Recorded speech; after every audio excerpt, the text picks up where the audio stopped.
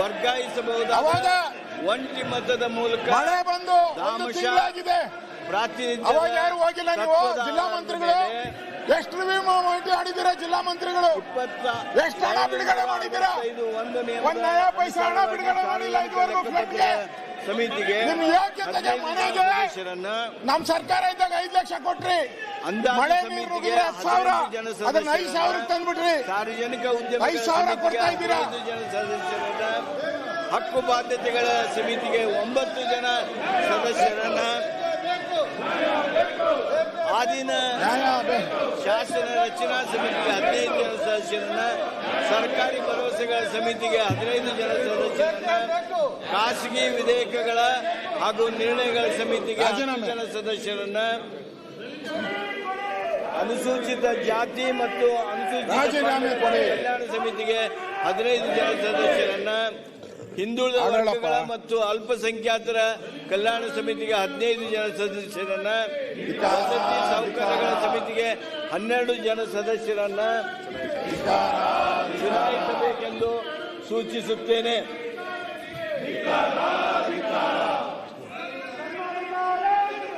ಕರ್ನಾಟಕ ರಾಜ್ಯದಲ್ಲಿ ಸಭೆಯ ವಿವಿಧ ಸ್ಥಾಯಿ ಸಮಿತಿಗಳಿಗೆ ಮಾನ್ಯ ಸದಸ್ಯರುಗಳನ್ನು ಚುನಾಯಿಸಲು ಚುನಾವಣಾ ಪ್ರಸ್ತಾವವನ್ನು ಮಾನ್ಯ ಕಾನೂನು ಸಂಸದೀಯ ವ್ಯವಹಾರಗಳ ಮತ್ತು ಶಾಸನ ಸಭೆ ಪ್ರಸ್ತುತ ಸಚಿವರು ಮಂಡಿಸುವುದು. ಸನ್ಮಾನ್ಯ ಅಧ್ಯಕ್ಷರೇ,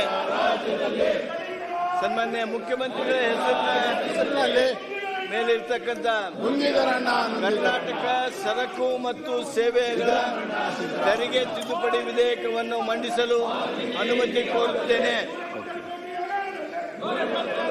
ಹಾಗೂ ವಿಧೇಯಕವನ್ನು ಮಂಡಿಸುತ್ತೇನೆ.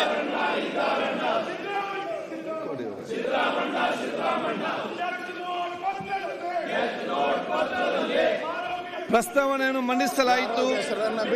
ಈಗ ಪ್ರಸ್ತಾವನೆಯನ್ನು ಸಭೆ ಮತಕ್ಕೆ ಹಾಕುತ್ತೇನೆ.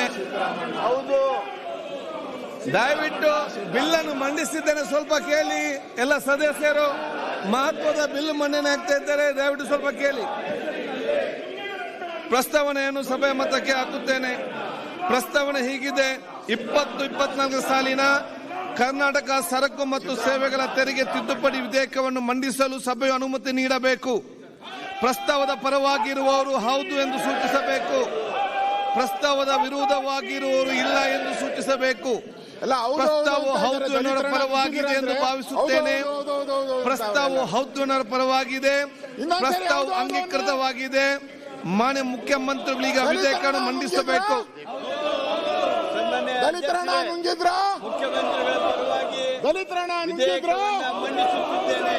ವಿಧೇಯಕವನ್ನು ಮಂಡಿಸಲಾಗಿದೆ. ಸನ್ಮಾನ್ಯ ಅಧ್ಯಕ್ಷರೇ, 2024ನೇ ಸಾಲಿನ ಕರ್ನಾಟಕ ಇಂಪಾರ್ಟೆಂಟ್ ಬಿಲ್ ಸಬ್ಮಿಟ್, ಸ್ವಲ್ಪ ಕೇಳಿ. ಇಂಪಾರ್ಟೆಂಟ್ ಬಿಲ್ ಇದೆ, ಸ್ವಲ್ಪ ಕೇಳಿ. 2024ನೇ ಸಾಲಿನ ಕರ್ನಾಟಕ ವಿಧಾನಮಂಡಲ ಅನರ್ಹತಾ ನಿವಾರಣಾ 2ನೇ ತಿದ್ದುಪಡಿ ವಿಧೇಯಕವನ್ನು ಮಂಡಿಸಲು ಅನುಮತಿ ಕೋರುತ್ತೇನೆ. ಪ್ರಸ್ತಾವನೆ ಮಂಡಿಸಲಾಯಿತು. ಈಗ ಪ್ರಸ್ತಾವನೆಯನ್ನು ಸಭೆ ಮತಕ್ಕೆ ಹಾಕುತ್ತೇನೆ. ಪ್ರಸ್ತಾವನೆ ಹೀಗಿದೆ: 2024 ಸಾಲಿನ ಕರ್ನಾಟಕ ವಿಧಾನಮಂಡಲ ಅನರ್ಹತಾ ನಿವಾರಣೆ 2ನೇ ತಿದ್ದುಪಡಿ ವಿಧೇಯಕವನ್ನು ಮಂಡಿಸಲು ಸಭೆಯು ಅನುಮತಿ ನೀಡಬೇಕು. ಪ್ರಸ್ತಾವದ ಪರವಾಗಿರುವವರು ಹೌದು ಎಂದು ಸೂಚಿಸಬೇಕು. ಪ್ರಸ್ತಾವದ ವಿರೋಧವಾಗಿರುವವರು ಇಲ್ಲ ಎಂದು ಸೂಚಿಸಬೇಕು. ಪ್ರಸ್ತಾವವು ಹೌದು ಎನ್ನುವ ಪರವಾಗಿದೆ ಎಂದು ಭಾವಿಸುತ್ತೇನೆ. ಪ್ರಸ್ತಾವವು ಹೌದು ಎನ್ನುವ ಪರವಾಗಿದೆ. ಪ್ರಸ್ತಾವವು ಅಂಗೀಕೃತವಾಗಿದೆ. ಮಾನ್ಯ ಸಚಿವರು ಈಗ ವಿಧೇಯಕವನ್ನು ಮಂಡಿಸಬೇಕು.